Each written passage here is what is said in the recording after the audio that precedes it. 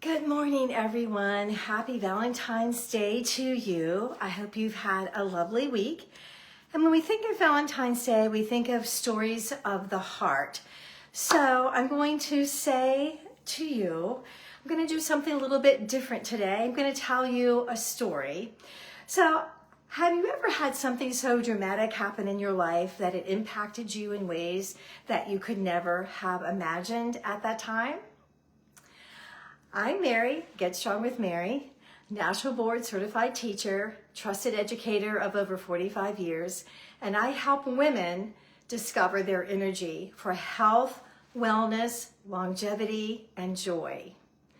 Now, let me tell you a story. It's a short story, and that is actually part of the problem. There was a girl who was sleeping peacefully in her bed, and she heard the voice of the doctor in her home. And she got up out of bed, and at that time it wasn't unusual for a doctor to do house calls. So she got up out of her bed, peeked around the corner, and she saw that the doctor was there for her father.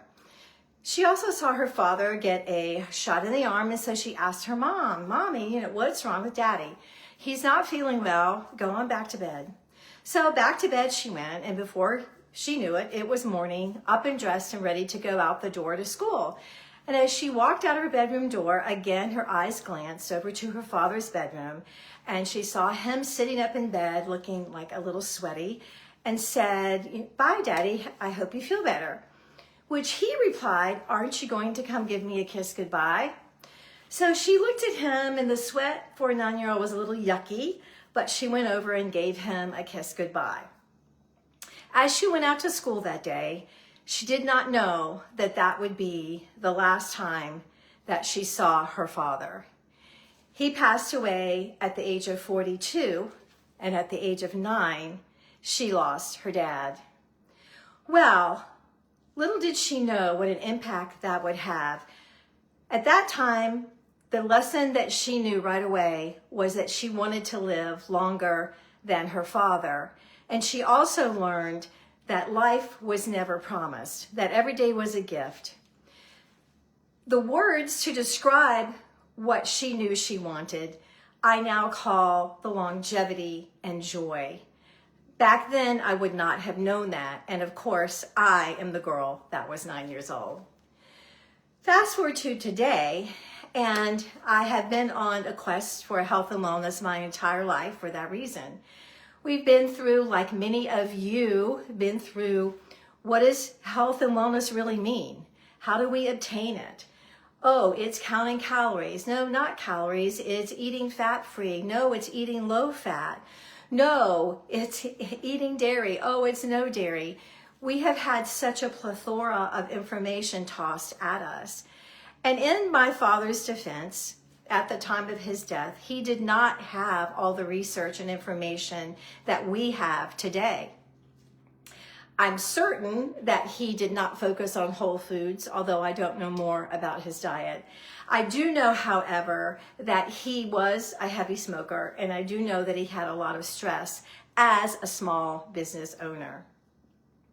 So fast forward again, through the years, and I am thrilled that I now have the information, the research, the studies that I can offer to women particularly through consultation, education, and strategic supplementation to help you capture your joy and your quest for longevity. After all, what good is living longer if you don't have the quality of life in those days? So as we enter into this Valentine's Day, I want to say to you that there's more to this story, but that is the reason that I am motivated and so excited to share all of the things that I have learned and am learning, putting them together with my life experiences to encourage women to move forward with hope and determination, that your age is not a limitation as to what you can do. Your age is not a limitation as to what you can do to focus on your health. We all have limited days, and none of us know when that last day is going to be. But we do know that all of our days we can live to the fullest capacity that we are capable. So at any age, at any stage of your life, at any physical position, you are able to recapture some energy and joy. And it is my joy and privilege to help you with that. So I'm going to leave you with that today. And remember, there is more to come. I'm wishing you the happiest and most joyful Valentines. Remember, happiness sometimes is what we make it ourselves. So whether you are doing something joyful with a friend, a spouse, a significant other, or perhaps today's the day you're going to love yourself the most and do whatever it is that you want to do for you. Have the best of days. Remember, of course, to be kind to others, but also be kind to yourself. See you soon.